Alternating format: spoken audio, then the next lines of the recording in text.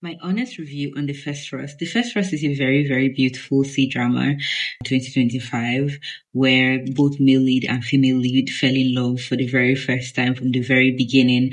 And they got separated at some point and found their way back to each other because one person never gave up. Like, I love those kind of tropes. See, my honest opinion, it can be very boring in the beginning. See dramas in general, most of them have a really, really slow start, especially those slow burn C dramas. They can be very, very slow in the beginning, but it picks up really good. Like this one picked up, I think, from episodes, until like episode, if not 12, 13, 14. That's when it picked up. That's when the story really picked up. So I will assure you, please, when you're watching a C-drama, especially the slow burn types, just be very patient. Be very, very patient, because if you're not patient, you will not be able to cope. You will end up just ditching it in fact, I saw someone on TikTok saying that, oh, what's that drama that you dropped and later picked up and continued watching, and you found out it was a masterpiece. So that's exactly, most of the very interesting ones, even the ones that are not that you say, okay, maybe you just drop because of rubbish. Just take your time, watch it, and I promise you, sometimes like they can be serious bangers, especially the ones I recommend. Watch this piece for that. But speaking about First Trust, it's a drama that speaks or like really shows so much about the female lead, Wenfa, how she went through a lot. She suffered a lot of like emotional torture, even from her own mother. Like some mothers don't deserve to be mothers in this life, to be honest, like at all. She went through so much and there was nobody there for her except this one guy who, from the very first day he laid his eyes on her in high school, fell in love with her. And ever since that day, because when they became friends, he promised her that he will always be there after she lost her dad. And that was exactly what he did, because at some point, because of everything she was going through, she didn't want it to rub off on him. And she felt like staying away from him would protect him.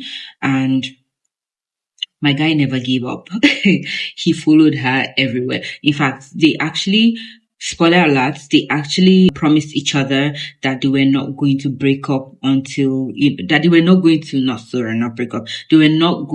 going to go to the same university. And unfortunately, just when the exam results came out, just when it was about to come out for them to put their final universities, she switched up to another university. They were supposed to go to Namu University, but she switched it up to Yi University just at that last minute. And it really broke his heart. And she went on to tell him, always when it's raining, she went on to tell him that please, she doesn't like it when he follows her, she just basically broke up with him and said and went to another school. So he was so upset about it. But one thing I love him, oh God, the passion guy. This guy was so passionately in love and patient. He's such a green flag, my goodness, that he never gave up on her, and he made sure to never give up on his words, because he remembered he told her that he was always going to be there. So this was how he waited for her. Even from his own school, he was going to visit her school. He followed her entire life, like low-key stalking, but healthy stalking, please. This was like the fact that he was always there from start to finish was amazing. Like, if not for him, obviously they would have, that would have been the end, right? Because if it was someone else that didn't have the patience or didn't really, he loved her, but he was like, you know what, fuck it, moving on, going on, he moved on to someone else, it would have never happened. But this is what they call God's love, genuine agape love. This guy understood that this girl was going through so much, because he kind of he used to follow her around sometimes. So, or he used to see some of the things that her mom, her auntie, whoever she was staying with, were putting her through. So he knew there was something. He knew that even though, yes, she broke my heart, he knew in his heart that their love was real. So he didn't give up. And that was one thing I really, really enjoyed about this drama. Even when it was very slow paced in the beginning, that those little things that he was doing really kept me. And of course, face card on point. So yeah, both of them, I don't know.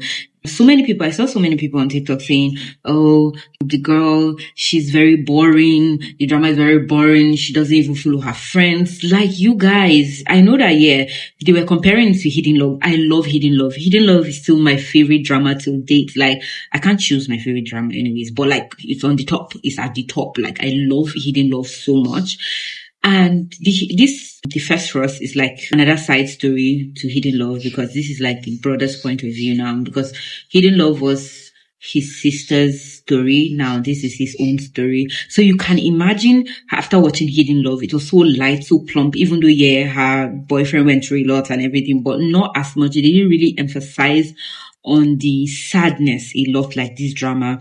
So a lot of people couldn't like cope with the whole gloomy, situation. But I feel like it's good, because sometimes like life is not so rosy sometimes. And for so many people that did not grow up in the bubble setting, I feel like this drama actually enlightened, people that go through so much, especially her being that her uncle wanted to rape her. Which he almost did. They fell out of a 2-story building. You can imagine. And she went through so much torture. Her mom was never there for her. Immediately when her dad died, she was really close to her dad. Immediately when her dad died, like she was pushed. Imagine your mom is still alive and your dad even told you to take care of your mom. And then her mom pushed her away. Like seriously, she hardly picked her calls. She never calls her, never checked up on her. Even when they went to the police station after falling off the roof, because she and her uncle struggled a lot. So after falling off the roof, they actually went to the police station, and what happened? The mom was called, and yet she still left her there.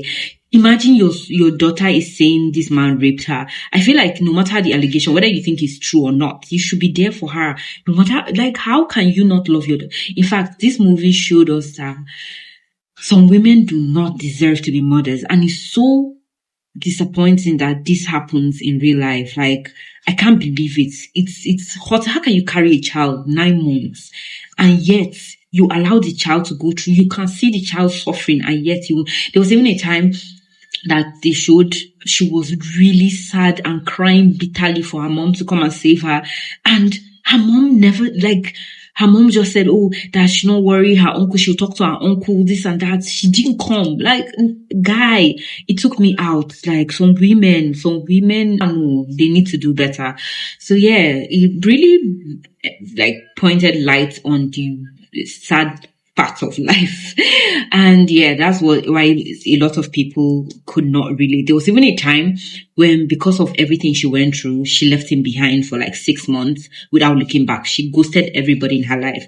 At first, I was also for Cyan deserves better, this and that.